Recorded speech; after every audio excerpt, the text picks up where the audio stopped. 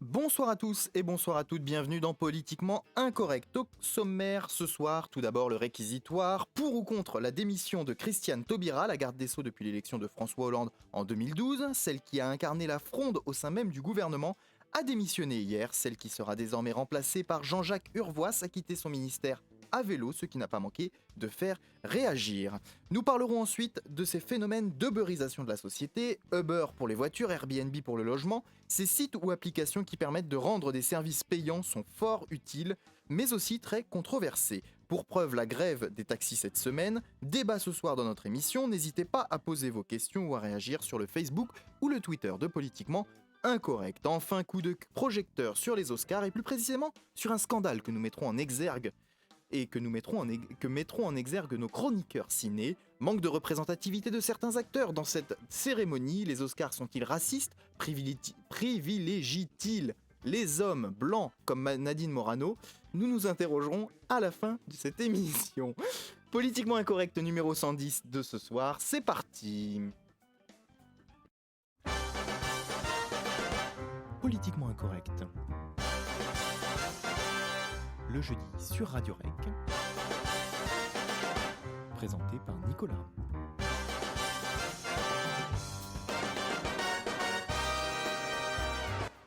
Et avec moi ce soir pour cette émission, Marc. Bonsoir Marc.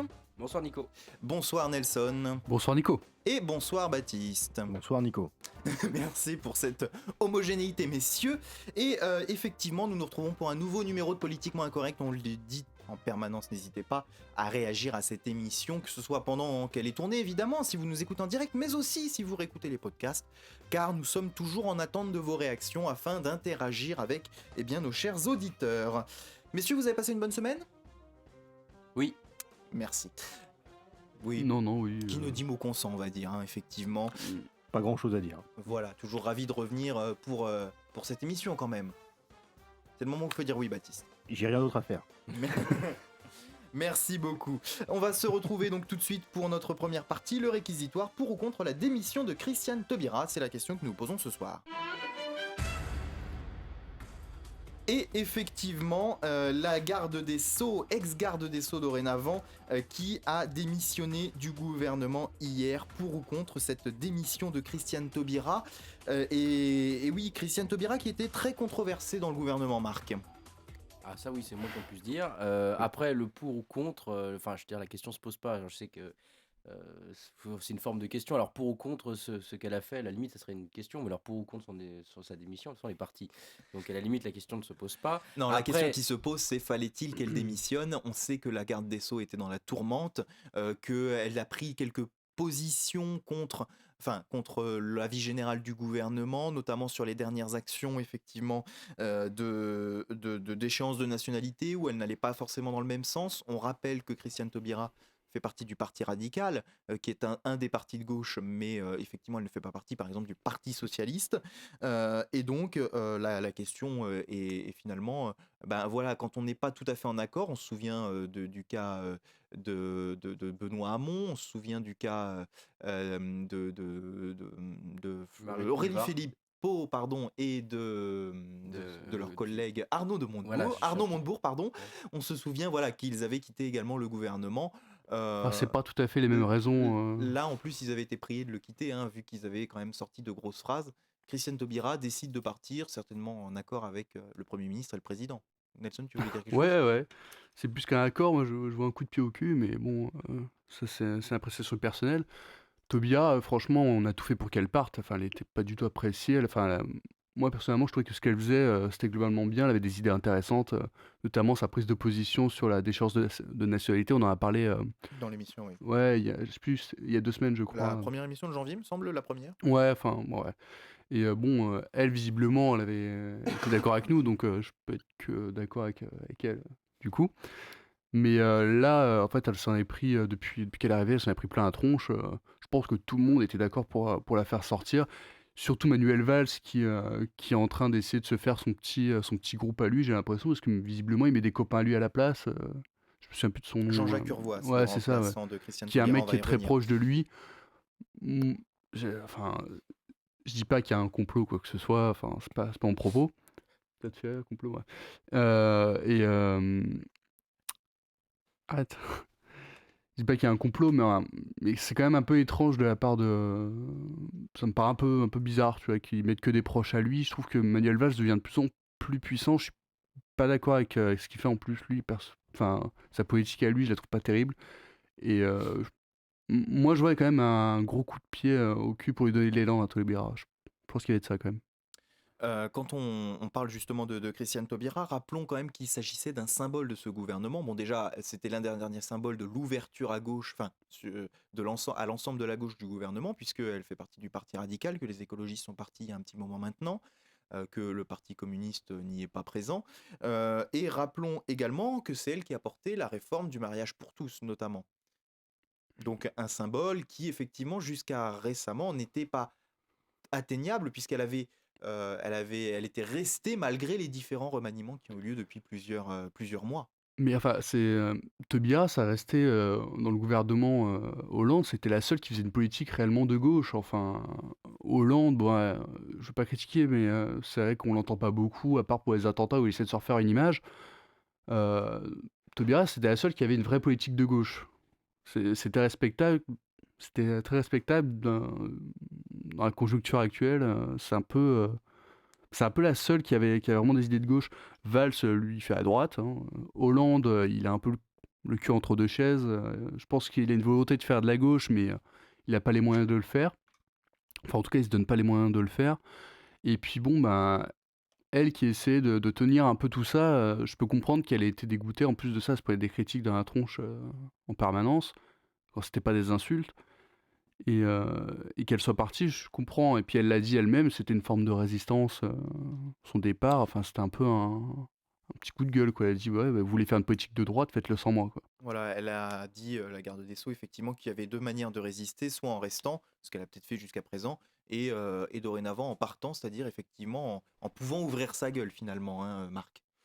Oui, après, je serais plus modéré que Nelson. Je considère pas que Christiane Taubira avait une position de gauche. C'était une femme de gauche, mais dans un gouvernement qui, lui, était social-libéral. Donc, de là à dire que c'était la seule qui était à gauche, enfin, je suis un peu plus nuancé que de dire, ouais, Valls, il est à gauche. Enfin, pour moi, de toute façon, les grandes réformes, celles qui seraient des grandes politiques de gauche, et je parle de gauche, non pas des sociaux-libéraux, mais vraiment des politiques de gauche, gauche radicale, ne peuvent être mises en place en France.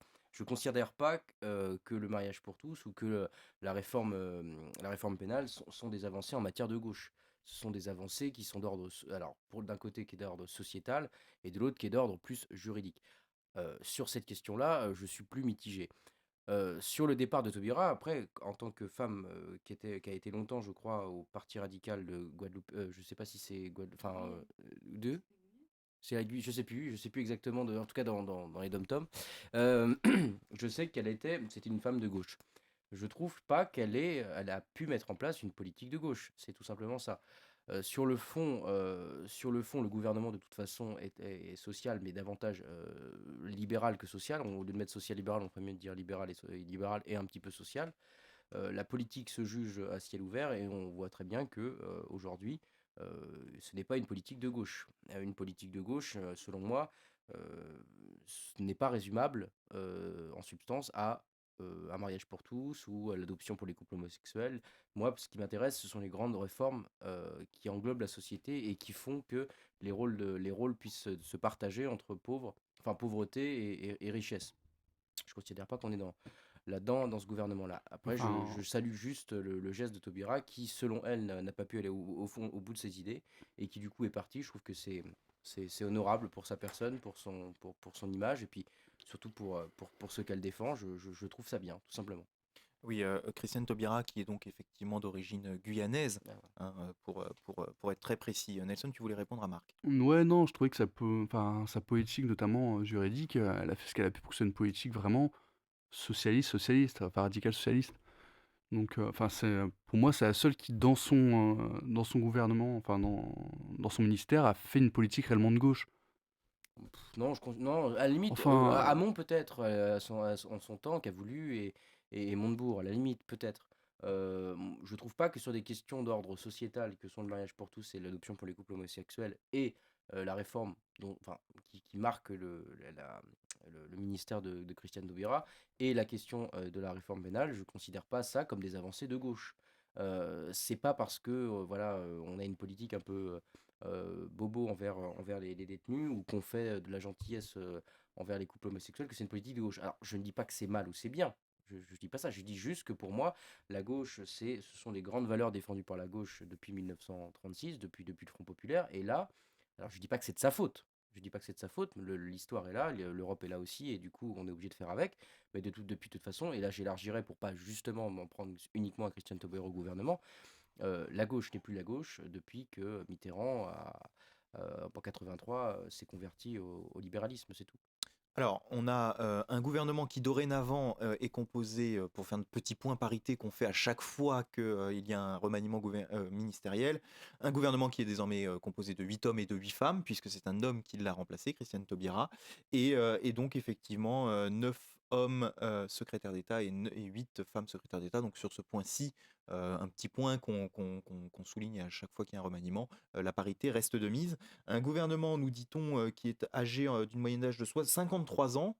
Ça aussi, ça va dans le sens d'un gouvernement aguerri, entre guillemets, d'hommes d'expérience. Et rappelons effectivement la composition, je dirais, par partie de ce gouvernement qui désormais est composé d'une trentaine, si voilà, est composé désormais de 30 membres du Parti Socialiste, 3 du Parti Radical de gauche, donc qui conserve 3 postes dans ce gouvernement, parmi eux Sylvia Pinel par exemple, et puis une divers gauche plus précisément. Donc voilà, un gouvernement qui reste qui n'est pas uniquement le parti socialiste. Baptiste, sur ce sujet de Christiane Taubira, la garde des Sceaux, qui quitte son portefeuille ministériel, est-ce que ça t'inspire quelque chose de particulier Je suis un très très grand un très très grand profane en politique, moi, hein. Oui, mais ça Donc n'empêche pas d'avoir une opinion. une opinion pour ou contre sa démission? Bah alors, si on veut aller plus loin, pour ou contre la démission d'un membre du gouvernement qui ne s'inscrit pas forcément dans la ligne de ce gouvernement? Est-ce qu'il vaut mieux être à l'intérieur pour essayer de faire avancer les choses, ou est-ce qu'il vaut mieux être à l'extérieur finalement pour pousser un petit peu les autres? Vous avez 3 heures. Oui, non, mais oui, ta question déjà m'inspire un petit peu plus. C'est pas spécialement lié à la politique, mais ouais, enfin, c'est vrai que c'est plus utile, en tout cas, si elle est à l'intérieur de ce système-là, pour essayer de faire changer les choses. Après, le problème, c'est ça, c'est qu'on peut se demander, c'est le fait qu'elle ait des opinions contraires à l'ensemble, hein, du groupe. Ça fait un peu bandit quand même. Voilà, on pourrait penser que les gens ont un peu fait de pression sur elle pour qu'elle rentre dans le moule. Mm. Et au final, c'est ça. Après, tu te demandes, c'est ça aussi. On peut se poser la question. On peut se poser la question, est-ce qu'elle est partie de son plein gré, hein, en son âme et conscience, ou peut-être eu une petite influence assez proche. Bah oui, Nelson, tu voulais Ouais, non, répondre? c'est tout simplement, enfin, moi, le message qu'elle a voulu transmettre avec son départ, c'est, non, moi, c'est un gouvernement qui, pour moi, n'est pas, n'est pas mon gouvernement, je ne veux plus en faire partie. Pour elle, c'est aussi une manière de dire que son idée de la gauche, c'était pas celle du gouvernement. Donc, si elle est partie, c'est vraiment pour ça. Je pense que c'est là l'idée qui est derrière son départ. Et malheureusement, j'ai l'impression que en France, ce message n'a peut-être pas été vraiment compris, même si si on est bien au courant que le gouvernement de Hollande n'est pas spécialement un gouvernement de gauche. Mediapart disait un petit peu ce que vous disiez, un départ de la dernière figure de gauche du gouvernement. Voilà, c'est un petit peu ce que vous disiez il y a quelques instants. On a donc appris la nomination dans la foulée de Jean-Jacques Urvoas, son successeur désormais, qui était président de la commission des lois. Il était député, il l'est toujours tant qu'il n'a pas démissionné de son mandat. Président de la commission des lois, donc finalement un spécialiste un petit peu de la question. Vous l'avez dit, de la question judiciaire, j'allais dire. Et puis, vous l'avez dit, c'est un ami d'Emmanuel Macron, pardon, certainement, Valls. mais de Manuel Valls, voilà, et donc qui va certainement incarner davantage cette ligne sur voilà propositions comme la déchéance de nationalité, comme voilà, des choses comme la réforme pénale voilà, qui avancent de temps en temps. Et puis, dans un tournant sécuritaire autour de l'état d'urgence, dont on ne sait pas encore s'il sera prolongé ou pas au mois de février. Voilà un petit peu des enjeux et ce pourquoi, sans doute, on a demandé à Christiane Taubira de partir pour qu'elle soit sur la même ligne que Manuel Valls, que le ministre de l'Intérieur, le ministre de la Défense, le ministre des Affaires étrangères, et enfin, ben voilà, que ce ministère de la Justice ne soit pas en porte-à-faux finalement des décisions qui seraient prises, Marc. Oui, oui, oui, mais c'est évident que je pense que Nelson a raison et tu as raison aussi quand vous dites que Valls a intérêt à mettre des gens de son cénacle dans le gouvernement, ça c'est sûr. Après, je me méfie toujours de ces jeux en disant oui, il y a ça, puis il faut que la justice soit forcément, le ministère de la Justice soit nécessairement aux couleurs politiques du gouvernement dans lequel dans lequel il s'inscrit. Je considère que la politique aujourd'hui est une espèce de théâtre dans lequel on voit tout, mais on ne voit rien. C'est-à-dire qu'on voit tout, on a l'impression que tout se joue en fait sur les discours, sur les interventions, on attend toujours la déclaration de machin, on entend la déclaration de ceci, les mots chocs de tel ou d'un tel. Sauf que la politique, c'est avant tout quelque chose. Talleyrand avait un mot très juste quand il disait que le vrai pouvoir est toujours caché. C'est-à-dire que je ne tombe pas dans le panneau de se dire que ce sont ces gens qu'on voit tout le temps qui œuvrent tout le temps. Non, pour moi, ceux qui œuvrent, ce sont ceux qu'on ne voit jamais. Alors, c'est pas une idée de complot ou quoi, c'est juste que ces gens-là ne sont que des représentants. Donc, à savoir s'il vaut mieux lui ou un autre, je m'en fous parce que je suis persuadé que ce n'est pas lui, celui qu'on voit, qui va travailler. Euh, voilà, c'est tout simplement ça. De toute façon, ils ont besoin d'un représentant. Bon, Christian Taubira, visiblement, n'était pas d'accord avec tout, et du coup, c'est ce qu'il a poussé, ou on l'a poussé à partir du gouvernement. Bon, ça, je note, pas de problème. Voilà, le gouvernement se compose de personnes qui travaillent pour lui, mais après, les représentants peuvent avoir diverses facettes, mais le corps restera le même. De toute façon, si aujourd'hui le ministère de la Justice propose des choses,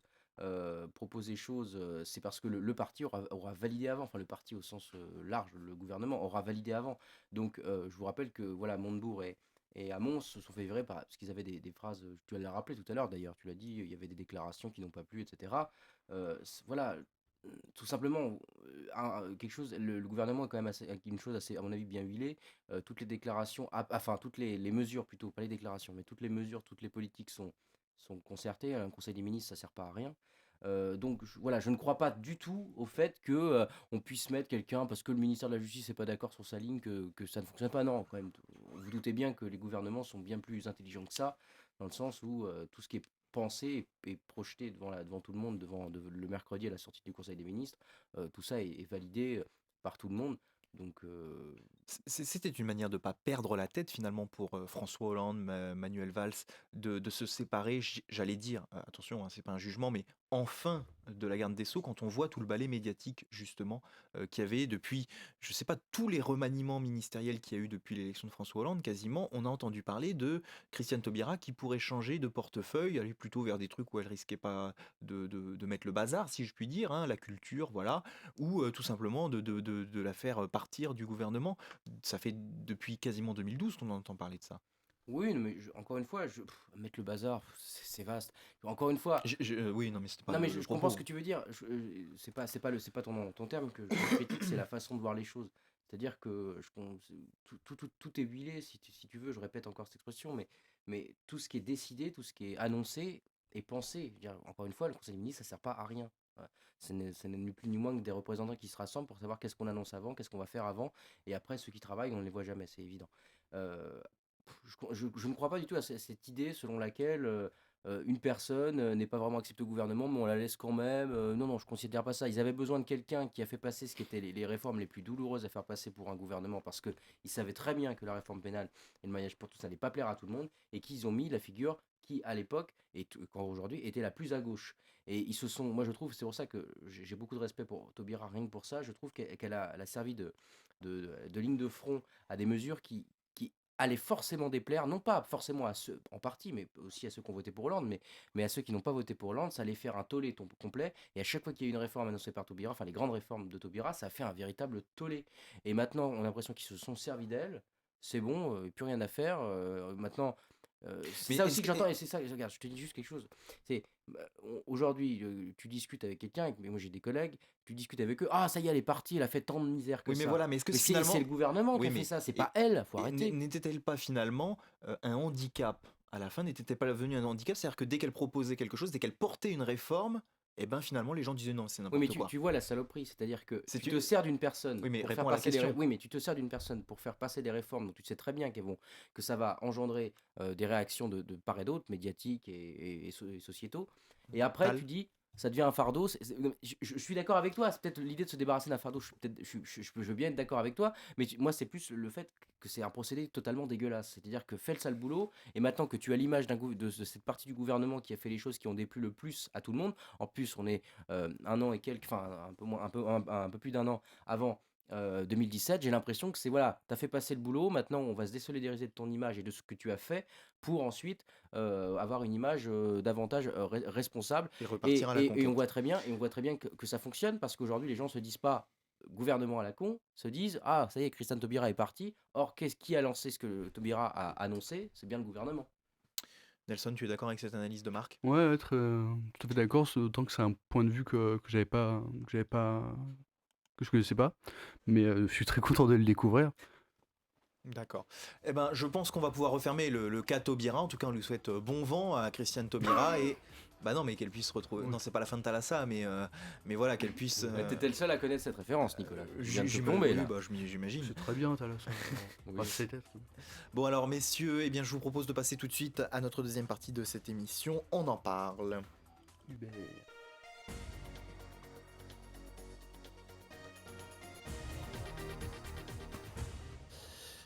Et nous voici de retour pour donc ce débat de ce soir, l'uberisation de la société, c'est le thème, le titre de notre rubrique de ce soir. Alors voilà, Airbnb, Uberpop, Uber, nous avions également voilà, c'est bien parce que j'avais lancé le nom de la fameuse application et puis elle a disparu. Bref, Hitch, voilà, tout simplement. Hitch, qui est aussi une application qui permet, voilà, on vogue chez les jeunes noctambules cette application qui met en relation des particuliers et chauffeurs amateurs et qui est donc dans le viseur de nos amis les taxis, donc Nos qui amis sont en les- grève et qui demandent son interdiction. Marc, tu vas faire une référence personnelle, je le sens. Non, je te demande de préciser, tu as dit nos amis les. Taxi, Ah bon, et c'est pas les bizarre. taxous. Ah voilà. Voilà. Non, mais merci Nico. Je te remercie de me remémorer ce petit souvenir. Je t'en Je vais vous faire écouter cet extrait de pas de On n'est pas couché, pardon, mais de Ce soir ou jamais, voilà, où effectivement Bruno Teboul, qui est un économiste, enfin en tout cas il a été dans de nombreuses entreprises, il est passé par l'école des hautes études en sciences sociales, donc voilà un petit peu ce qu'il disait le 11 décembre 2015, donc c'était le mois dernier finalement, dans Ce soir ou jamais sur France 2, sur l'uberisation. On l'écoute. Alors justement, pour moi, c'est la première vague d'un tsunami qui s'annonce, qui va être un peu plus profond que prévu, qui est l'automatisation de la société. Mais d'abord, l'ubérisation, c'est effectivement une désintermédiation totale. Je suis désolé, je ne suis pas d'accord avec ce qui vient d'être dit. C'est de la désintermédiation entre effectivement non seulement des particuliers, mais donc des consommateurs et des prestataires de services au sens très large, qui aujourd'hui, alors ces plateformes ne produisent pas et ne créent pas forcément de la valeur, si ce n'est de la valeur actionnariale. Elles ne créent pas d'emplois salariés. On peut même avoir quelques réticences sur, entre guillemets, leur rentabilité ou la croissance même de leur chiffre d'affaires. Dans un contexte économique, je le rappelle malheureusement, ou de stagflation, ou en tout cas de crise économique et de crise financière aggravée. Donc pas de création d'emplois salariés. Au contraire, malheureusement, un chômage de masse.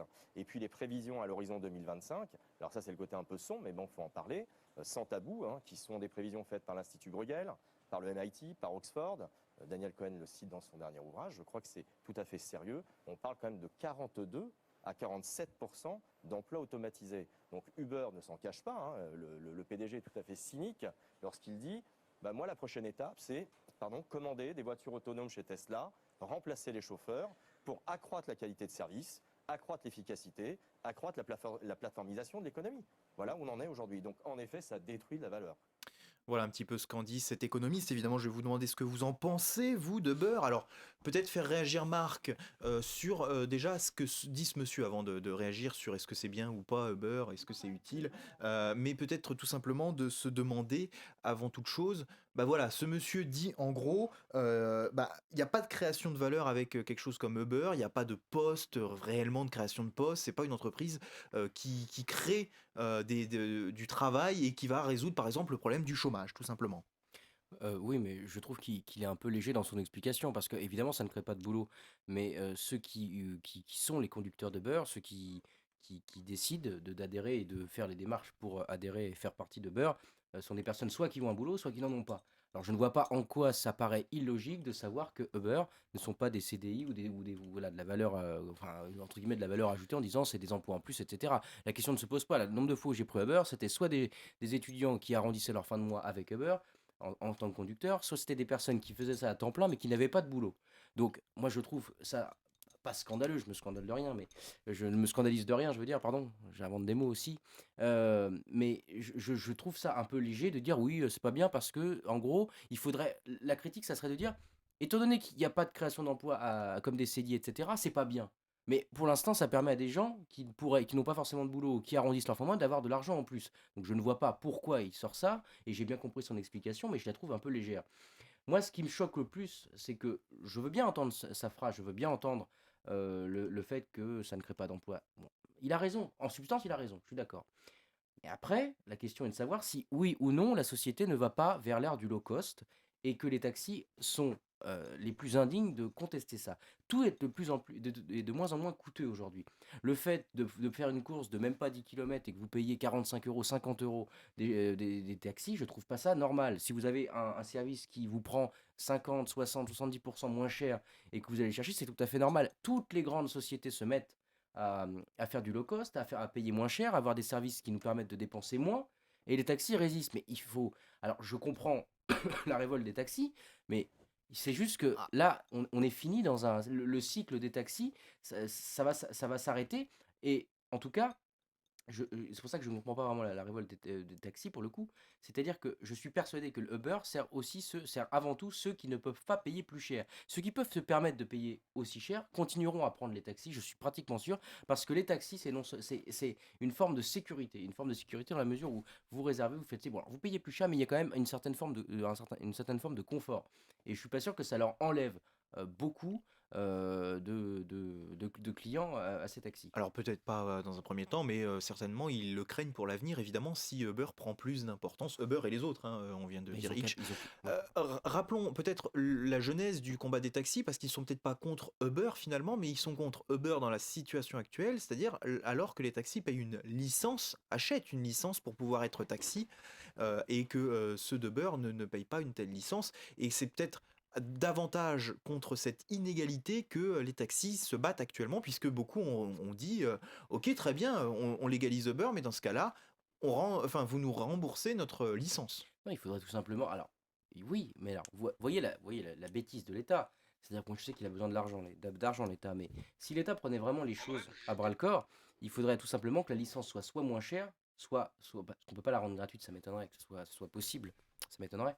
Tu peux pas te faire de l'argent avec une licence que tu ne payes pas, c'est quasi obligatoire, c'est comme une forme de taxe, donc je pense que c'est obligatoire. Mais il faudrait tout simplement, si l'État était vraiment l'État qui essaie de régler ce problème, il n'empêcherait pas Uber, mais réduirait le prix des licences. C'est tout simplement ça. Surtout qu'en plus, on nous sort à chaque fois qu'il faut limiter les consommations de machin, les consommations de ceci, les consommations de cela. Bah, il faudrait tout simplement limiter aussi le prix des licences et faire en sorte que de toute façon, Uber et ses services à bas coût, c'est l'avenir, entre guillemets. C'est comme ça que ça va se passer. Est fait dans notre ère pour simplifier les choses, pour payer moins cher. Donc je ne vois pas pourquoi ça serait les taxis qui résisteraient à ça dans une ère qui, de toute façon, engendre in fine toujours ça.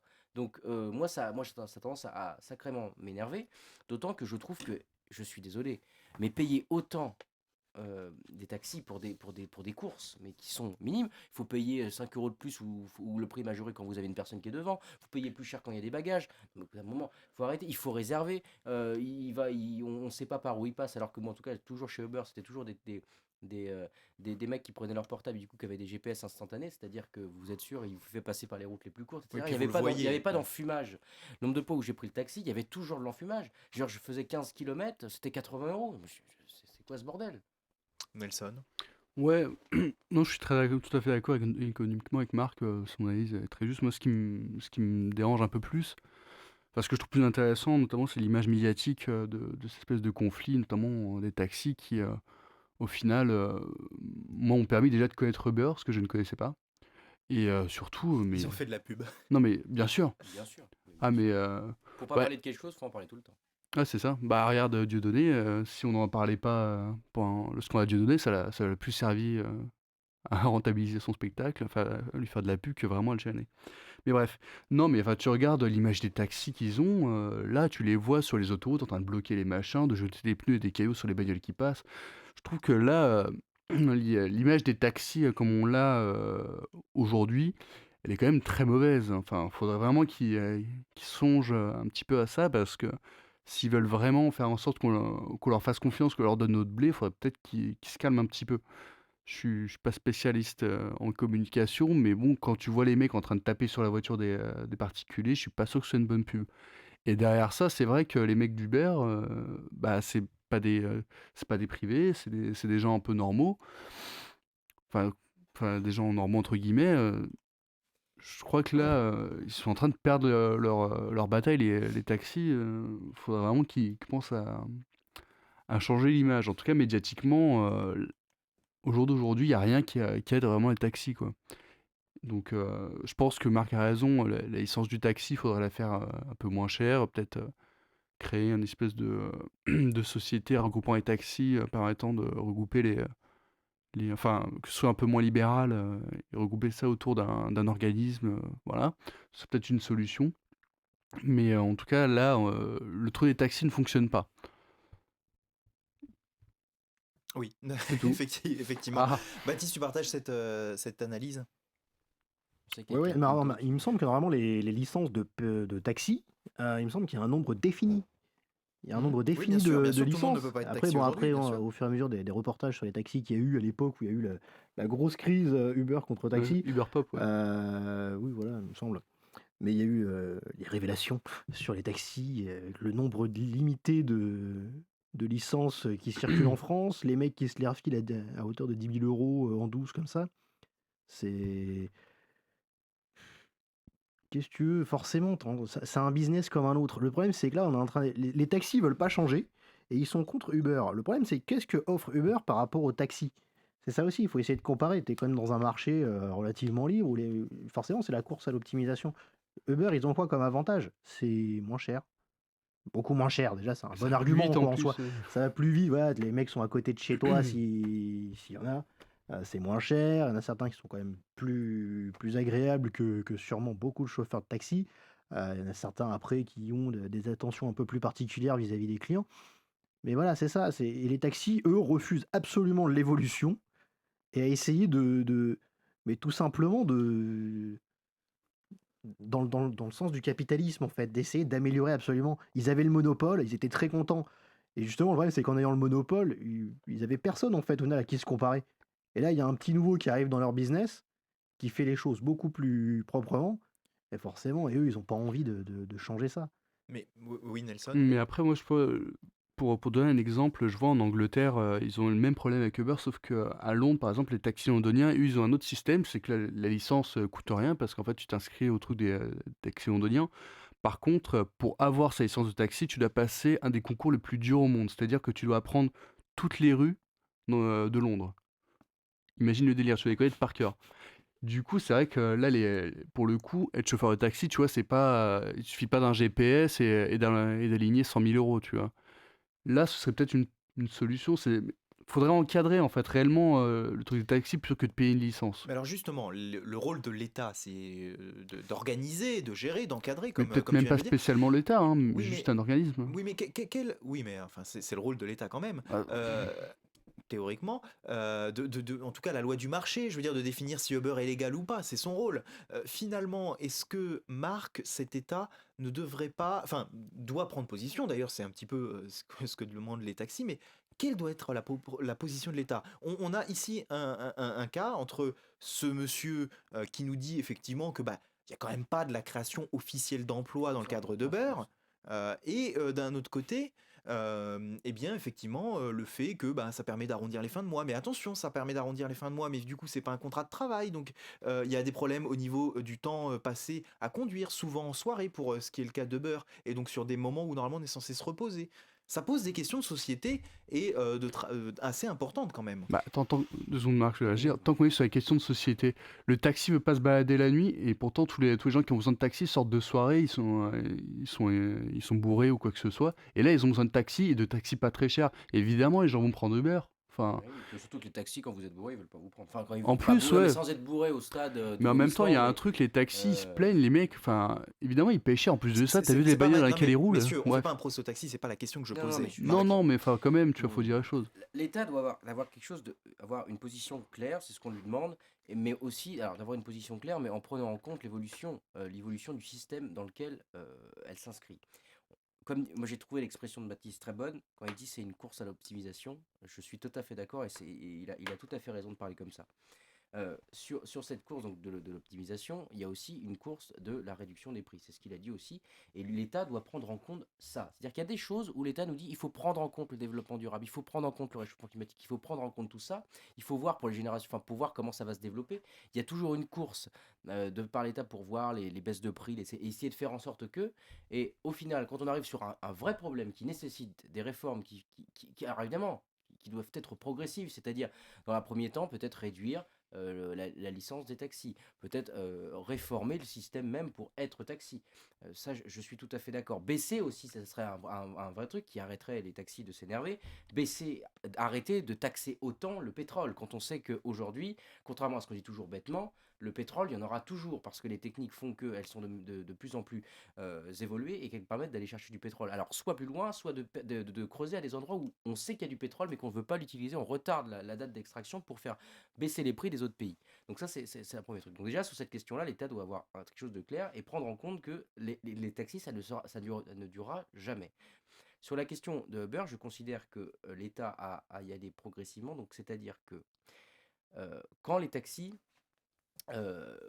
sélectionnent peu à peu, sélectionnent, parce qu'il y a une forme de sélection chez les taxis de qui ils vont prendre ou qui ils vont pas prendre, à part quand vous réservez, bien évidemment. L'État doit être clair, c'est-à-dire que les taxis, pour l'instant, de manière progressive, gardent le monopole, mais permettent à ceux, je l'avais déjà dit la dernière fois, permettent à ceux qui ont besoin de payer moins cher de prendre Uber.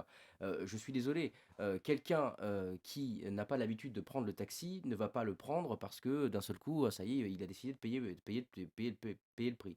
Ceux qui prennent aujourd'hui Uber, il y a certes des gens qui peuvent se payer le taxi mais qui prennent Uber, mais il y a aussi beaucoup de gens qui ne prennent pas le taxi parce qu'ils n'ont pas assez d'argent et qui du coup prennent Uber. Oui, non, vas-y, pardon. Et donc je termine là-dessus. Je dis juste que l'État, s'il veut être cohérent, doit prendre en compte que les taxis ne dureront pas. L'ère des taxis, c'est terminé. C'est fini cette grande ère où ça y est. De toute façon, qu'est-ce qu'ils vont faire? Parce que là c'est le problème de beurre. Mais après, ce sera le problème de la congestion, ce sera le problème de la pollution. Qu'est-ce qu'on dit? Bah, faut plus rouler, faut plus avoir de taxi. Donc là, il y aura un vrai problème. Donc si on arrive à y aller entre guillemets en douceur et de réformer tout ça, ça passera, ça passera beaucoup mieux. Alors attention, hein, bien sûr, on parle de. Enfin, vous avez parlé, et notamment Marc, de monopole. Attention au terme de monopole, bah, on peut pas parler de monopole dans le cadre des taxis, puisqu'il n'y a pas une entreprise taxi contre le reste Mais du finalement, monde. regarde, quand il y a de Ce la sont concurrence, ils des sont pas licences contents. et il ne s'agit pas d'un monopole au sens propre du terme, précisons-le. Autre chose, évidemment, et là pour aller dans votre sens, les Uber, donc vous le disiez, effectivement, le monde de la nuit, et c'est vrai que c'est assez important de favoriser, de valoriser des modes où ben, effectivement on a du covoiturage, où on a ici des gens qui veulent vous ramener sans avoir consommé d'alcool, alors que vous-même vous ne seriez pas forcément capable de ramener votre véhicule.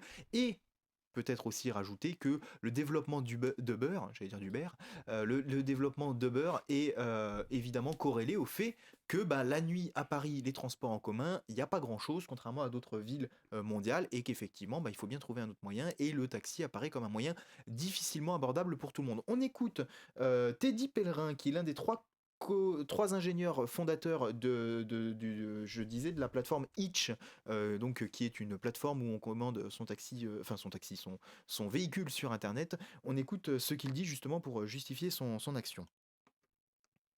On demande 3 choses sur l'économie du partage. La première, c'est d'un point de vue légal, d'autoriser un particulier à amortir 5 000 € par an sur sa voiture, sur n'importe quelle plateforme d'économie du partage, que ce soit Hitch, Drivey, Blablacar, etc., tout réuni.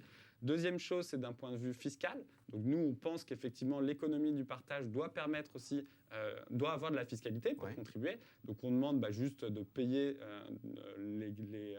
l'argent qui est récolté par le conducteur comme des gains additionnels sur la fiche d'imposition. Et la dernière chose, c'est d'un point de vue social. Donc on est favorable à la création d'une taxe pour permettre à nos conducteurs de participer aussi au financement de la sécurité sociale, mais qui doit être payé par la plateforme. Donc on doit faire du prélèvement à la source, on ne doit pas rajouter des contraintes administratives sur nos conducteurs, parce qu'un jeune de 20 ans qui est étudiant, qui conduit une fois tous les 2 mois, si on lui demande de faire des choses en plus que juste s'inscrire sur la plateforme, on tue l'économie du partage. Voilà donc pour les propos du créateur de sites de partage. Donc voilà, hein, il en a cité d'autres, Blablacar, etc., qui jouent un rôle pour voilà, partager, pour partager son véhicule, ce qui a évidemment l'ambition d'avoir un impact écologique, c'est-à-dire de réduire le nombre de véhicules, et puis évidemment de rendre des services un petit peu comme ça se fait dans le cadre des économies collaboratives, des systèmes d'économie sociale et solidaire également, où là on troque plus facilement, où on fait des échanges de services sans échange monétaire. Voilà un petit peu la révolution du monde. Et donc parmi ces éléments de révolution, il y a maintenant le partage de logements. Airbnb en est un exemple. On connaissait jusqu'à présent les gîtes, on connaissait les chambres d'hôtes. Dorénavant, lorsque vous partez en vacances, vous pouvez laisser votre appartement à des gens qui se sont inscrits sur un site internet, en l'occurrence ici par exemple Airbnb. C'est pareil, il y a la chasse au Airbnb, notamment lancée par la mairie de Paris, on s'en souvient, on en a entendu parler dans l'actualité, parce qu'aujourd'hui, ces sites référencent des locations d'appartements, parfois des logements sociaux qui lorsque vous partez en vacances, sont laissés à d'autres personnes. Voilà, c'est assimilé finalement à de la sous-location, ce système-là, messieurs. Est-ce que ça vous fait réagir? Est-ce que Nelson? Jawad, on en parle ou pas? Oui, Jawad, si tu veux, mais enfin bon, c'est pas le. Effectivement, donc ça peut aller jusqu'à la dérive maximum, qui est qu'un terroriste peut facilement ensuite dire moi je logeais n'importe qui chez moi, mais enfin ça me faisait plaisir. Non mais voilà, là ce qui est reproché, ce sont les échanges monétaires. Marc, si tu parles pas dans ton micro, on t'entend pas, et si tu fais des apartés, ça ne sert à rien. Voilà, la claque. Non, mais c'est pour nos auditeurs. C'est pour nos auditeurs, pour leur rendre l'écoute plus aisée. On va voter pour que Jawad s'inscrive à Airbnb. Voilà, mais effectivement, il y avait eu Air Jawad à un moment qui avait été lancé sur Facebook. Je savais pas. Si, évidemment. Oui, Nelson, tu souhaitais réagir sur la question Non, enfin ça c'est encore un autre problème, c'est même pas une question de beurre, c'est un 50 DDR. Pour moi ça se rapproche. Pardon, faut que je parle dans le micro. Pour moi, ça se rapproche plus de Blablacar, des trucs comme ça. C'est un échange de bons pardon. C'est un échange qu'on fasse la compilation de tous les proutes qu'a fait Nelson comme ça à cause de. On a dit qu'il fallait plus couper Nelson. Merci. Non, ça se rapproche plus. C'est un échange de bons procédés, si tu veux. C'est-à-dire que tu pars, t'as un touriste qui vient chez toi, tu laisses ton appart. Après, effectivement, il y a des dérives. Tu vois, mais quoi qu'on fasse, il y aura toujours des dérives. Même si des systèmes comme ça n'existent pas, tu peux le faire de manière privée. Tu vois, tu pars, tu as un ami qui a besoin qui vient chez toi. T'as pas besoin d'un système pour faire ça, si tu veux. Quand c'est des amis, oui, mais quand aujourd'hui de plus en plus de gens... dis-toi que ces amis-là, eux, ne payent pas de... Bien évidemment. Voilà, c'est la même chose. Non, mais ce que j'interroge. Oui, non, mais après, effectivement, il y a un manque à gagner derrière, mais au bout d'un moment, est-ce que tu peux empêcher ce genre de choses? Je pense pas. Et râler après ça, faut râler après Blablacar, faut râler après le mec qui prête sa bagnole à un pote parce qu'il a plus d'essence ou des trucs comme ça. Mais est-ce que, disons, les pouvoirs publics, notamment par exemple à la mairie de Paris qui en fait la chasse, ont raison de s'y attaquer, ou est-ce qu'ils devraient fermer les yeux finalement? S'attaquer à ça, évidemment, ils ont tort. Enfin, surtout la mairie de Paris, vu les prix, je suis pas sûr qu'ils aient besoin de thunes dans l'immobilier. Mais je pense qu'à la mairie de Paris, ils ont peut-être d'autres choses à faire, notamment rendre la ville propre. Ça, c'est un truc qui n'est pas fait. Et puis non, moi, je trouve que c'est un peu un écran de fumée. Il y a des choses derrière qui sont pas claires. Bon. D'accord. Marc, tu es d'accord avec cette analyse de Nelson, ou tu considères que le droit... Évidemment, j'extrapole. Oui, non, évidemment. Non, mais tu as le droit. On va demander à Extra Marc ce qu'il en pense. Bien évidemment pour le fait qu'on. De toute façon, la sous-location existe depuis la nuit des temps, depuis que la propriété existe. Alors avant, l'État a mis certaines lois qui l'empêchent, qui l'empêchent de droit seulement, pas de fait, parce que ça existe toujours. Donc ça existera tout le temps, et c'est bien que ça existe. Par contre, et c'est là où je suis pas d'accord, c'est que quand des logements sociaux, c'est-à-dire qui sont payés, donc vous ne payez rien dessus, ce sont des logements sociaux, vous les sous-louez, alors là je suis pas d'accord. C'est vraiment, là, pour moi, ça va, quoi. L'État, déjà, vous permet d'avoir, alors là, je crois, tu sais sûrement ça mieux que moi, Nico, ces communautés, ou je sais pas si c'est l'État, je sais que les lois dépendent de l'État pour les logements sociaux, mais après, je sais pas si c'est les communautés, enfin, si c'est les agglomérations ou les villes Municipalité. les municipalités, cherchaient le mot, voilà, merci, qui donnent les logements sociaux, Ça dépend du type de logement social. Pour répondre Oui, vas-y, simplement réponds, j'attends à la la réponse. question, ça dépend du logement social. Il y a 3 types de logements sociaux en fonction des niveaux de revenus des demandeurs, sachant que certains sont accessibles finalement à une grande partie de la population, et puis que d'autres sont accessibles à des personnes qui sont plus en difficulté. Et donc les logements les plus... alors il y a des quotas, vous avez le pourcentage patronal aussi qui joue un rôle dans le logement social, puisque chaque patron qui verse une participation peut ensuite attribuer des logements. Vous avez la préfecture qui a un contingent sur les logements sociaux, et les communes qui en ont également. Tous les partenaires, tous ceux qui participent au financement du logement social ont finalement un droit d'attribution en pourcentage ou en contingentement. Et en fonction, en plus des 3 catégories dont je vous ai parlé, eh bien, on a plus ou moins de logements. À titre d'exemple, les logements qui sont destinés aux personnes les plus défavorisées sont contingentés majoritairement par la préfecture, et c'est pour ça que vous entendrez régulièrement parler de la part des communes que la préfecture nous a envoyé des populations défavorisées, etc. C'est effectivement la préfecture, et donc à travers finalement son action, l'État qui héberge les personnes les plus en difficulté.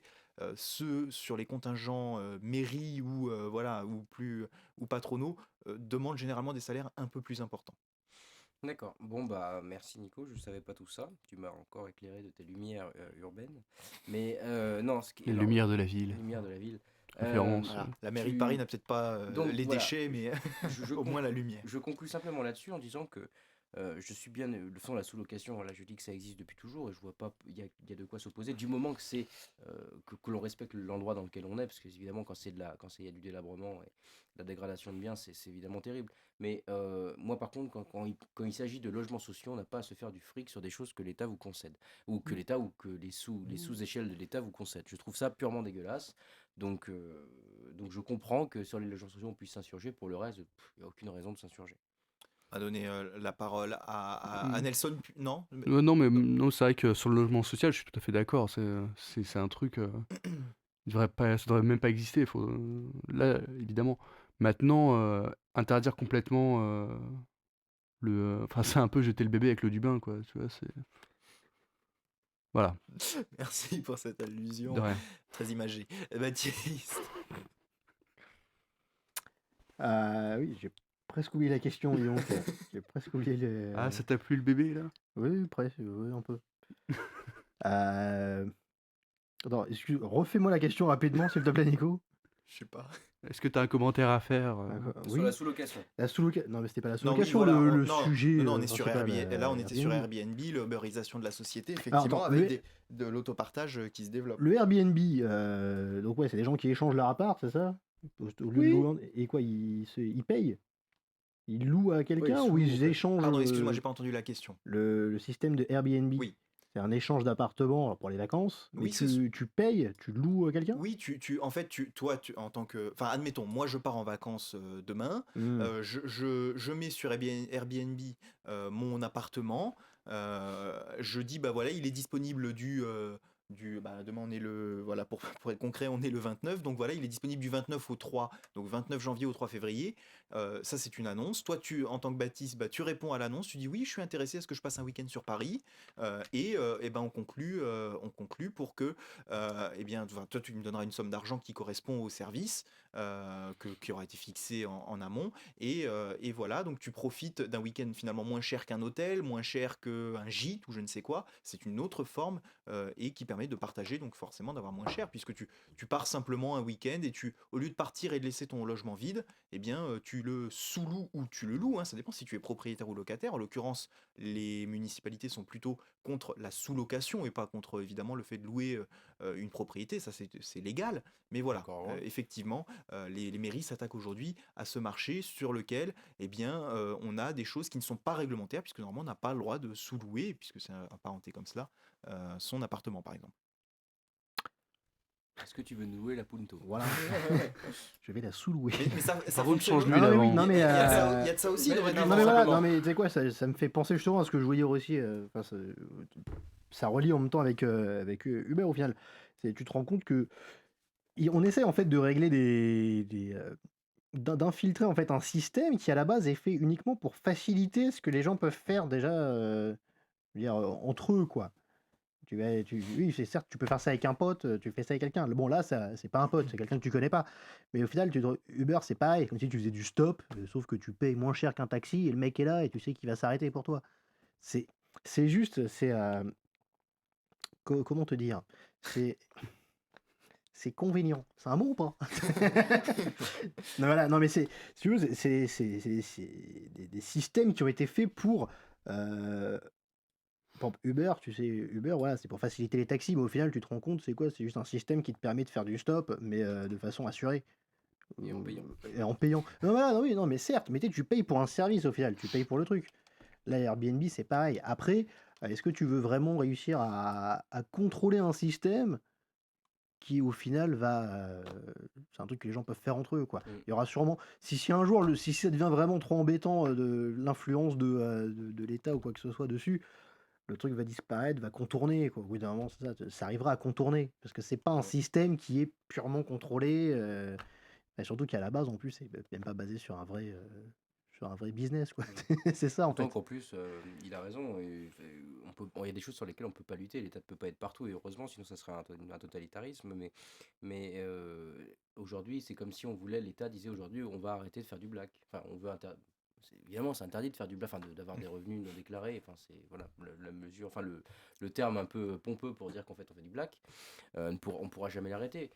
L'économie souterraine. L'économie souterraine. Et encore, souterraine, ça a plus rapport à tout ce qui est trafic illicite, encore. Bah, Ouais, c'est pas la même somme d'argent, surtout. Économie Bon. souterraine, c'est vraiment économie souterraine. voilà, limite. alors quand pardonnez-moi, mais le black fait partie de l'économie ça souterraine. fait partie de. Oui, mais c'est ce que je pense À moins grande échelle, ce que tu je vois. dis, il y a des degrés. Voilà, il y a des C'est degrés. un- Non, mais un mot l'économie générique. souterraine, il y a plus l'idée, enfin, je trouve, après tu as raison, si c'est dedans, voilà, Bah oui, oui. bah, c'est dedans, mais je veux dire, il y a des degrés. Il y a des degrés, tu peux pas comparer Bah, et c'est un un mot trafic de générique drogue qui avec décrit un mec plusieurs qui va rendre un catégories. service à une petite vieille pour lui faire, je sais pas quoi, un mur, une peinture, et qui Mais va enfin, lui filer Le, 50 le- euros. le constat est le même, ne nous battons pas là-dessus. Hein. Tout ça est vérifiable, hein, de toute façon. Enfin, c'est. Ouais. Je me suis trompé. Donc, je dis que c'est totalement stupide de vouloir lutter contre quelque chose que l'État ne pourra de toute façon pas arrêter. Très bien.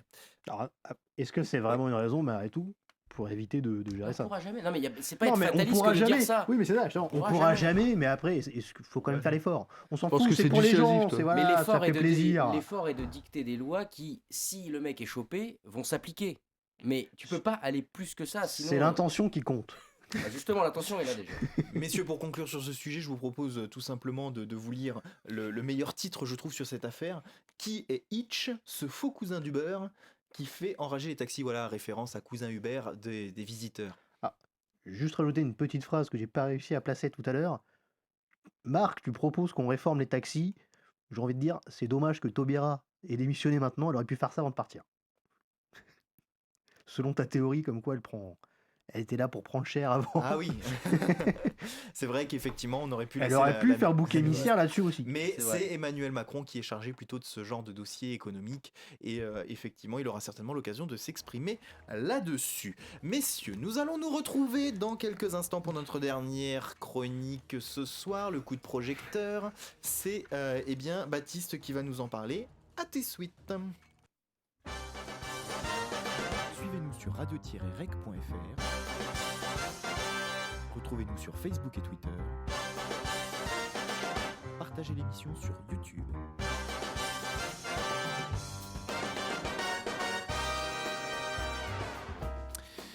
Et voilà, eh bien vous avez entendu le message, n'hésitez pas à partager cette émission pour que nous ayons le plus d'auditeurs possible, qu'il y ait de plus en plus de personnes qui puissent réagir et qui puissent éventuellement participer à cette émission, car on le rappelle, nous sommes en perpétuel recrutement à Politiquement Incorrect et on salue bien sûr tous nos amis à travers le monde qui eh bien, ont participé à cette émission et qui reviendront sans doute nous voir, hein, voilà, et qui participent activement à la préparation de l'émission régulièrement.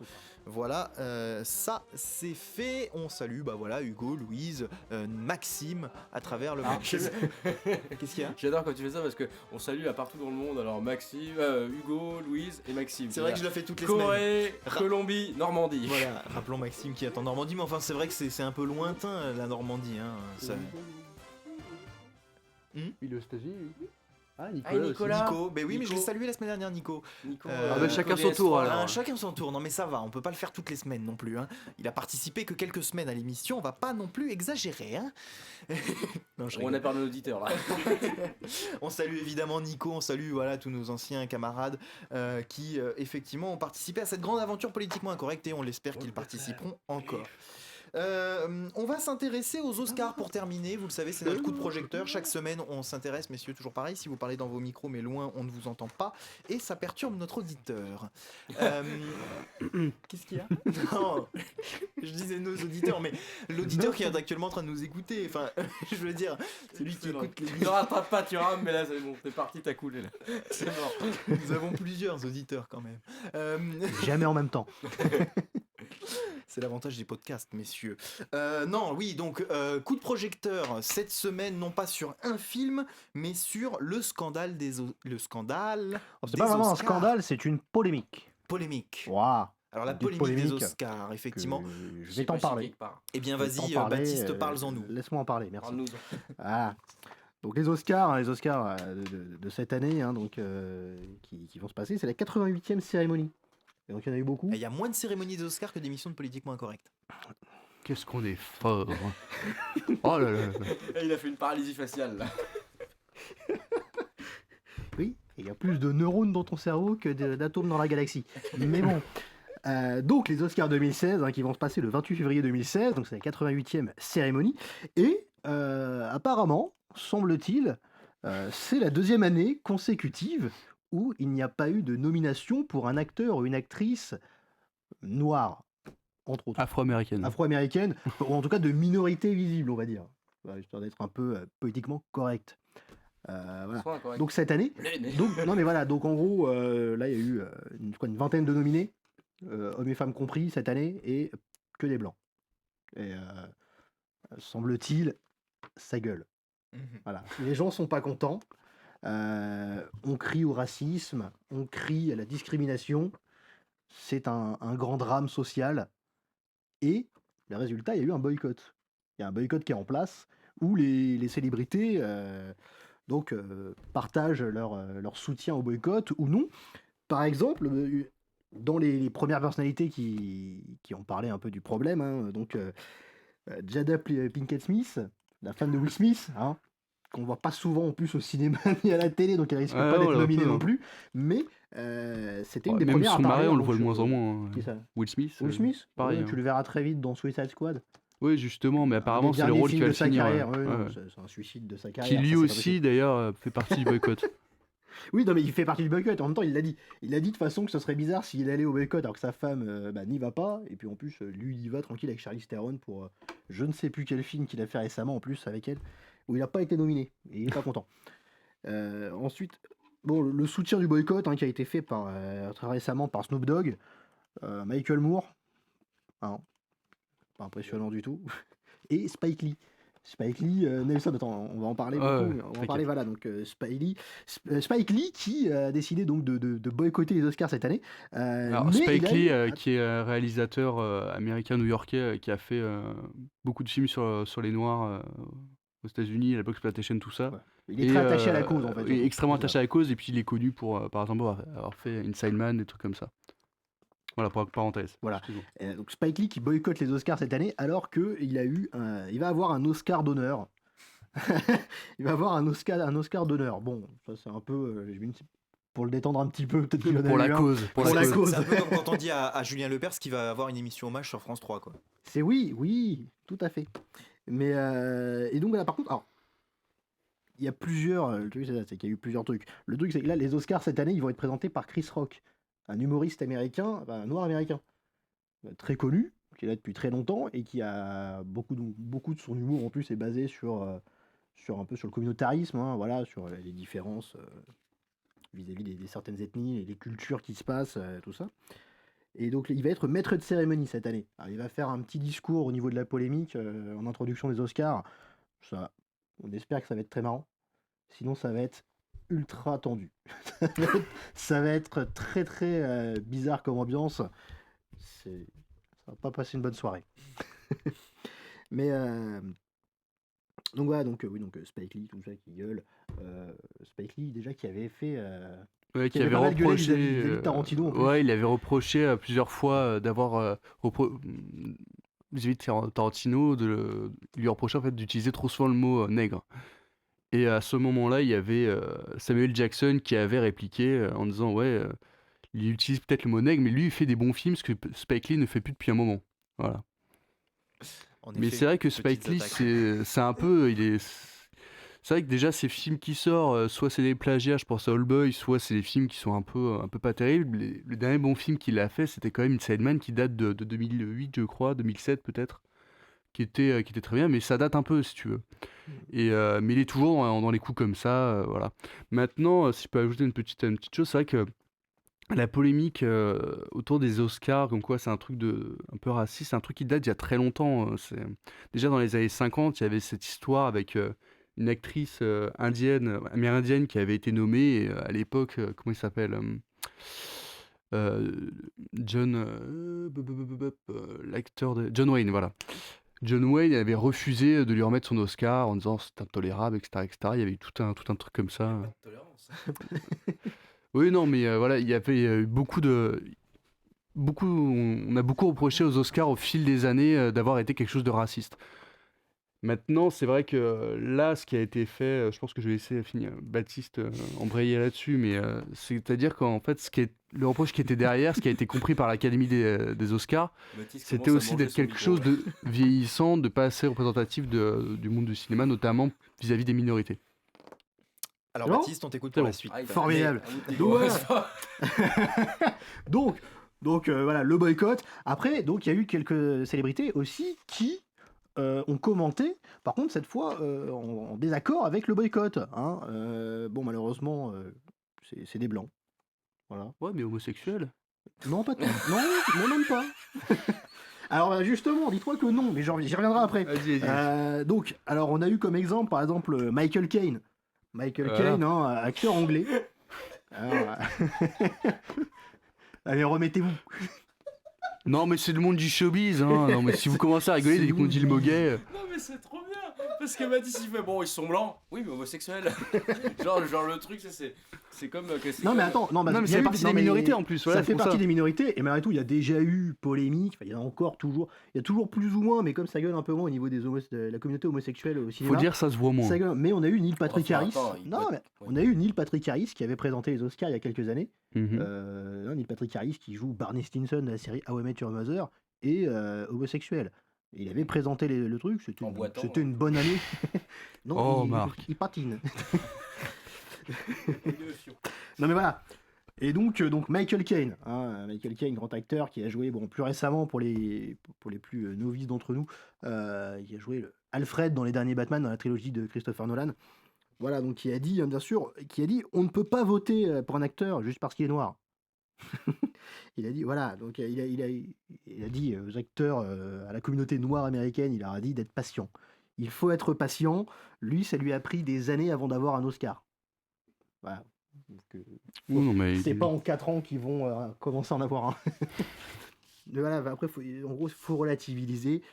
Relativiser, pardon. Il Il va faut de relativiser et de civiliser. On sent ton propos, toi. Commence à sentir, là, ça sent le reçu. Je ne suis pas biaisé. Non, voilà, il y a eu Charlotte Rampling aussi qui avait commencé avec les commentaires un peu Ouais, bizarres. Charlotte Rampling, je suis rarement d'accord avec elle. C'est vrai que ses propos, ils étaient justes, mais ils ont été mal interprétés. Enfin, elle a C'est bizarre. utilisé les mauvais mots aussi. Oui, bon, en tout cas, je vais pas tout dire, faire tout son commentaire, mais surtout la fin de ses propos qui ont dit peut-être que cette année, il n'y avait pas d'acteur ou d'actrice noire qui méritait d'être nominé. Donc voilà, donc peut-être qu'ils n'ont pas été assez bons. Encore une fois, ça revient avec ce qu'a dit Michael Caine, c'est qu'au final, oui, c'est quand même une cérémonie. Enfin, bon, en théorie, c'est basé sur la performance. Voilà. Le problème, c'est ça, c'est que d'autres acteurs, pour revenir sur Spike Lee qui proposait un quota. Qu'on instaure un quota au niveau des nominations. Le problème, c'est qu'en faisant ça, ça n'a plus de sens au final. Ah, bien sûr, non, mais Ça n'a évidemment. plus de sens au final de voter ça. Parce que là, bon, il reste une place pour nominer par un blanc. Bon, prenez un mec, comme ça. Voilà. Prenez un homo, par exemple. Non, mais Mais- enfin, Non, mais au final, c'est à mettre des quotas, tu réduis complètement, tu ridiculises complètement le but de la Mais cérémonie. surtout on peut dire. qu'au final, si tu veux vraiment aider la cause noire, justement, enfin, afro-américaine, la cause des minorités, tu peux pas dire, ouais, ben nous, on a besoin de quotas pour arriver à quelque chose. Si tu veux vraiment aider la cause afro-américaine ou que sais-je encore, peut-être homosexuel ou ce que tu veux, on devrait justement ne pas en parler. Ça devrait même pas faire Bah. partie du débat, si tu veux. Mais justement, là, après, on peut en parler après de toute façon, c'est le côté discrimination positive. Bah, C'est le évidemment. côté, est-ce qu'au final, Mhm. c'est une discrimination en soi de toute façon, mais Mais rien que Mais d'en il y a parler. déjà eu des acteurs afro-américains. il y en a eu, nominés. il y en a eu des nominés, mais bien sûr, il y avait eu quoi? Il y en a qui ont remporté Même des Oscars, en Oscarisés, plus. notamment chez les femmes, je sais plus comment elles Il y en s'appellent. a qui Alors ont eu que c'est des une Oscars. question- c'est n'importe quoi. La meuf qui a eu pour quel film déjà? Pas si la folle Pas du 12 Years a désert, Slave. Ah, bah si, Pour, si, carrément. pour le film 12 Years a 12 ans Slave. d'esclavage, oui, effectivement. Donc Qui avait tout raflé cette J'ai année-là. pas noté le nom, j'ai oublié. Mais ce film qui avait. Mais en Oh, même temps, t'es ce con. film était fait pour ça. Avaldi.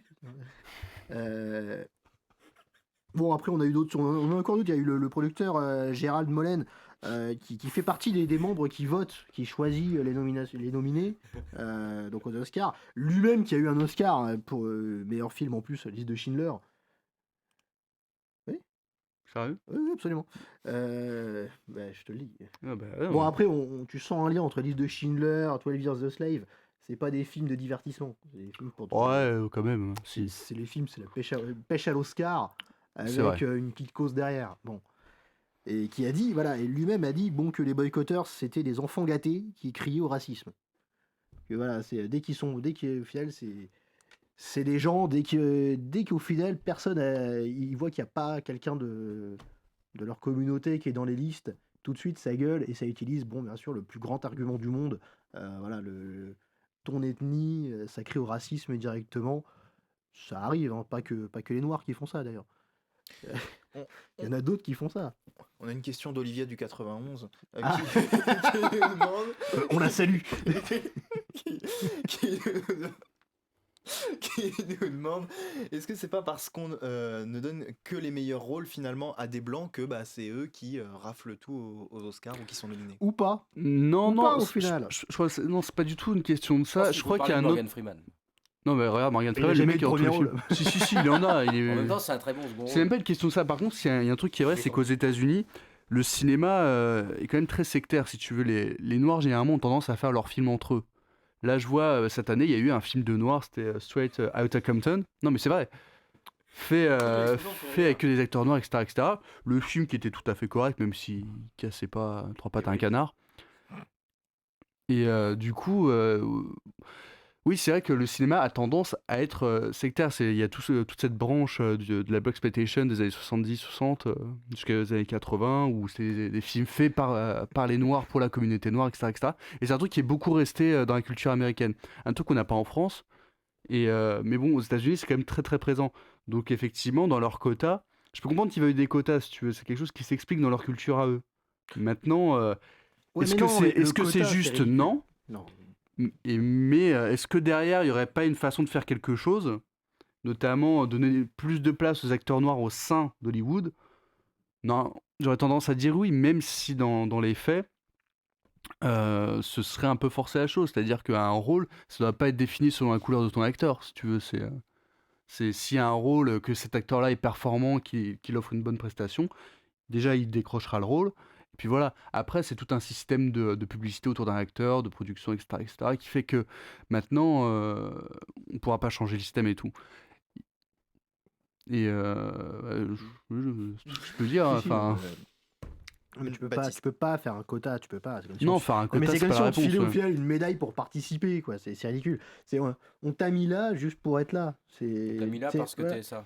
Non, mais, non, mais Je m'en c'est, compte. je sais plus, je m'en souviens plus. C'est Michael Caine qui avait dit ça en plus, donc c'est pas de moi, hein, c'est vérifiable. Mais, mais voilà, si je me souviens bien de la citation, il a dit voilà, on peut pas voter pour un acteur noir juste parce qu'il est noir, mais au-delà de ça, on peut pas non plus dire, on peut pas voter, on peut pas se dire je vais voter pour lui parce qu'il est noir, même s'il est pas très bon. Ouais, bien sûr. Au final, t'es en train de foutre la honte sur toute toute l'académie, sur tout le système du truc. Mais en plus de ça, c'est même ridicule. Ça veut dire, en gros, t'es en train de dire que le taf des autres gars, mais tu sais, t'imagines pas à quel point ça dessert la cause, justement, toute la cause pour les Noirs américains. Au final, de dire ça, t'es en train de mettre les mecs qui ont fait du boulot, tu prends les Daniel Day-Lewis et compagnie, les mecs, ils pèsent en termes d'acting, quoi. Mhm. Les mecs, c'est des pros. Et nominer avec eux un mec qui a joué moyennement dans un film peu intéressant, mais le mec, il est nominé à côté des plus grands. En gros, tu vas dire quoi? Non, mais ça appelle au débat au final. C'est ça aussi. De toute façon, moi je suis d'accord. Non, mais Le ça quota, appelle ça un- n'a rien à foutre là. Non, mais ça appelle un débat sur la discrimination positive. Mais après, ou autre. ça pose la question de savoir à quoi ça sert de faire une cérémonie des Oscars, tu vois. Enfin, si c'est. À rien. Mais Tiens, et qui c'est qui sélectionne les films? Alors, en fait, c'est l'Académie des Oscars. En fait, D'accord, et elle est c'est. composée de qui? Est-ce qu'il y a des noirs dedans? Bah, en fait, ça a été la question, justement. Mais je pense que Oui, tu avais peut-être c'est- un papier là-dessus. non. Non, en fait, ce qui se passe, c'est que. Ah, tu sais, Je Nico? cherche le truc. Non, Nico, est-ce que tu pourrais, Non, vas-y, est-ce que tu Non, pourrais non, en regarder? fait, Parce que ça, c'est une vraie question. Oui, non, L'idée, mais c'est ça, que c'est- c'est. Je crois ils sont 5 ou 6 000. Ah oui, quand même. Oui, c'est personnes, en fait. Il y a forcément des noirs. Oui, mais il y en a, Ouais, bien évidemment. sûr, il y en a- il Le y en a truc, c'est énormément. quoi? C'est qu'ils se Et mettent eux, ils se d'accord, sont ils voient pas- les films, et en fait, ils se mettent d'accord, ils font une sélection, etc., etc., Voilà, etc. c'est bon. Et après, Non, mais... voilà, ils font des nominations, et puis après, ils élisent un meilleur acteur, etc., etc. Sauf que effectivement, il y a une critique qui a été faite, c'est que c'était toujours les mêmes, que ça faisait 40 ans qu'ils étaient là. Oui, mais alors si c'est que c'était toujours pas les mêmes, logique. ils ont nominé des noirs alors. Oui, le truc, c'est que effectivement, ça avait tendance à pas beaucoup tourner. Maintenant, il y a une chose qui a été adoptée cette année, justement, en réponse au boycott, c'est que en gros, maintenant, pour pouvoir accéder à l'Académie des Oscars, il fallait avoir eu soit avoir été nominé aux Oscars, soit avoir eu un Oscar, soit avoir eu 30 ans de métier dans le cinoche. Et on ne pouvait pas y rester plus de 10 ans. Donc moi, je trouve que c'est une bonne chose. Et puis surtout, une académie qui vieillissante, enfin, surtout les Oscars, c'est un truc qui doit rester dans son temps, si tu veux. C'est... Ouais, je suis d'accord là-dessus. Je suis d'accord là-dessus. Bon, après, par contre, ils prennent des décisions un peu bizarres. Là, ils ont dit, par exemple, ils vont. Bah, c'est comme l'année l'Académie, dernière, ouais, ils mais ont pas élu l'Académie, Whiplash meilleur film, alors qu'il était mieux que Birdman, je suis désolé. Ouais, non, ça c'est vrai. Mais après, non, mais l'Académie, tu vois, par exemple, ils ont dit qu'ils veulent absolument essayer de doubler le nombre de femmes et de minorités parmi les membres de l'Académie. Mais après, si c'est l'Académie... Mais enfin, c'est quoi? Comment tu arrives à faire ça? Comment tu arrives à doubler le nombre du truc? Non, ce qu'il faudrait faire, c'est à la limite les formes de sélection. Les formes de sélection, s'il y avait des concours ou des trucs comme ça, pour faire entrer les gens à l'académie, il ne faut pas faire un système de quotas. non, c'est- le système de c'est quotas, non, c'est contre-productif, stupide. c'est De toute façon, contre-productif. l'histoire de quotas, Parce ça qu'on pas parle, grand-chose. on parle toujours d'assimiler, enfin d'intégration, etc. Or là, ils vont être intégrés parce qu'ils sont ça. Donc moi, je considère que c'est contre-productif. Voilà, au Cameroun, il y avait des trucs en politique qui ont été faits comme ça sur les quotas. C'est pour ça que je fais le parallèle. Et on voit très bien que finalement, il y avait des gens, en fait, il y avait des notes qui étaient rabaissées pour que certaines personnes viennent au gouvernement, d'autres pas, parce que alors les notes étaient rabaissées. Là, c'est un peu pareil. En fait, c'est de faire des notes et des jugements à bas coût, si vous voulez. J'ai pas l'impression que c'est ça. Donc moi, je considère que c'est contre-productif. brades ta position, ta nomination au final. Ouais, voilà. Oui, Nico. Pour répondre à la question, on a près de 6000 membres dans cette académie des... Alors là, vous avez fait rappel à mon anglais, messieurs, on est mal barré. Academy of Motion, Picture, Arts and Science. Franchement. Hein.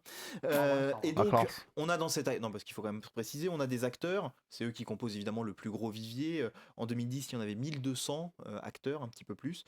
452 producteurs, 366 réalisateurs, 368 membres des relations publiques, 340 membres des genres courts-métrages et films d'animation, 151 membres du genre de films documentaires, 374 directeurs artistiques. Ensuite, il y a des scénaristes, des monteurs, des exécutifs, des directeurs de photographie, techniciens des effets effets visuels, technicien du son évidemment, coiffeur et maquilleur, compositeur et 245 autres membres quand même. Donc Et voilà. cascadeur. Et On va bien trouver un certainement. noir parmi tout ça quand même. Non mais j'imagine bien quand même.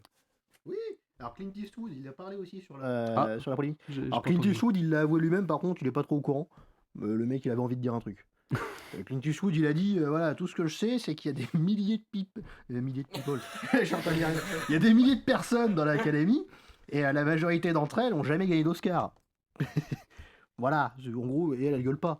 Il y a plein de gens qui. Tu sais, c'est ça aussi, c'est que malgré tout, c'est des gens qui Du veulent. coup, on a La aucune chance de voir polémique- DiCaprio un jour. De quoi Non, mais DiCaprio, c'est cette année.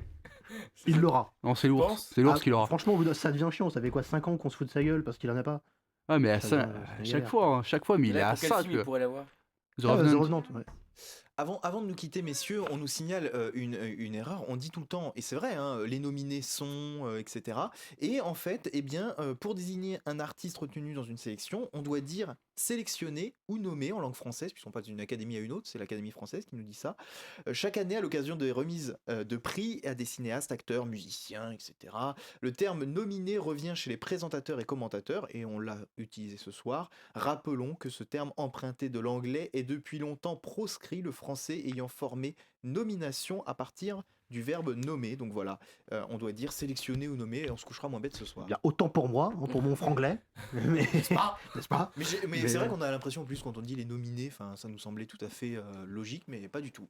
Non, mais c'est bien de le savoir, je savais pas.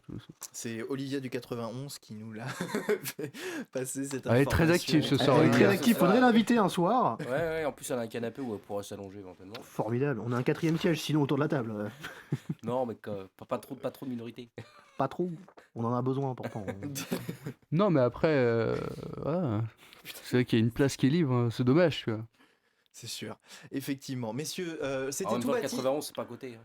Bah c'était tout.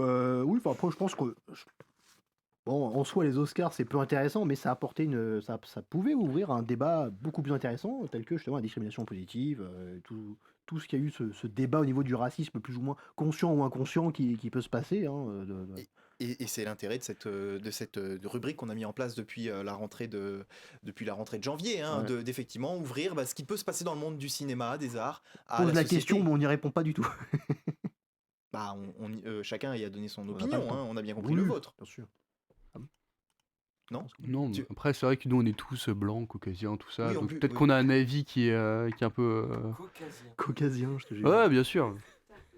Comment Je crois qu'Olivia du 91 a essayé de nous appeler. Je crois qu'on est en ligne, mais ça coupe. Allô, Olivia Allô, Olivia Donc peut-être que ça change notre vision des C'est la choses. Que valise ça la- RTL. T'as gagné une place aux Oscars. Nelson, pardon, Voilà. tu essayes de dire Non, quelque c'est chose de peut-être que sérieux. on a une vision qui est biaisée des choses. Voilà. Ouais, elle est caucasienne, notre vision. Voilà, j'en sais rien, je dis sûrement des conneries, tu vois, mais bon, peut-être que je me rends pas compte, tu vois, enfin, je sais pas, ça mériterait de se poser la question, peut-être. Bah, réfléchis.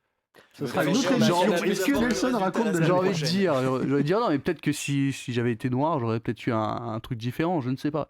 T'aurais Mais peut-être bon, pas invité T'aurais au peut-être eu final. un truc différent, ça c'est du racisme, ça. Ah, exactement. Ça c'est dégueulasse. Non, mais Ça non, c'est non, dégueulasse, alors, tu vois, enfin ça bon, c'est des clichés, ça. non. Vraiment dégueu. Bon, eh bien merci messieurs. Malgré tout, je ne pense pas, je ne pense pas que ça aurait été différent, je l'espérais. D'ailleurs, utile à préciser, c'est qu'il y a beaucoup de noirs qui ont quand même pris parti de ne pas boycotter les Oscars en disant que c'était débile. Ah oui, non, mais il y en a énormément de Il y toute en a façon. beaucoup. Ça, Mais de chaque côté, de toute façon, que ce soit blanc, noir ou toutes les couleurs, il y en a, il y en a qui sont pour, il y en a qui sont contre, c'est tout. Mais de toute façon, c'est un débat à la con. Ça arrivera tous les Pourquoi ans, j'ai ça fait ce arrive. sujet Non, mais tout, non, parce que c'est intéressant. Mais arrêtons, c'est ça, c'est que c'est intéressant. Mais tous les ans, ça arrive, il y a toujours un problème. Là, de toute façon, le jour où on arrivera, il y aura un quota pour les noirs, après ils vont faire un quota pour les homos, il y aura un quota pour quoi que ce soit.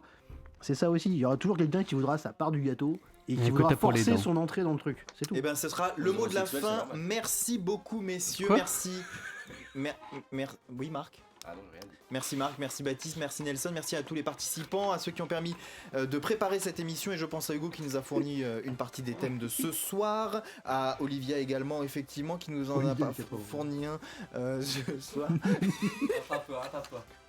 Vite. Et donc on invite nos auditeurs bien sûr à Et les ravages de l'alcool à le l'antenne. site radio-rec. Il prendra un beurre pour rentrer chez lui. Et évidemment sur les réseaux sociaux Facebook et Twitter. Très belle soirée et à très bientôt sur Radio Rec. Suivez-nous sur radio-rec.fr. Retrouvez-nous sur Facebook et Twitter. Partagez l'émission sur YouTube.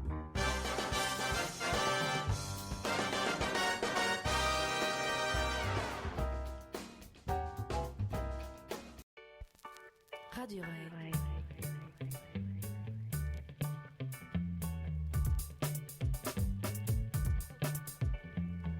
La radio étudiante.